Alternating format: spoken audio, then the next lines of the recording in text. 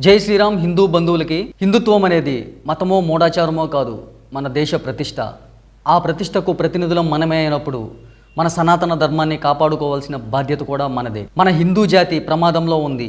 నువ్వు, నేను, మన కుటుంబం కూడా. మన ధర్మాన్ని మనమే కాపాడుకోవాలి. ఈ రోజే ఆలోచించండి. రాబోయే వినాశనాన్ని గుర్తించండి. సెక్యులర్గా ఉండకండి. అజ్ఞానంలో మన మెడపై కత్తి పడనివ్వకండి. గీత, బైబుల్, ఖురాన్ ఇవి మూడు ఒకటి కాదు. మనది సంస్కృతి.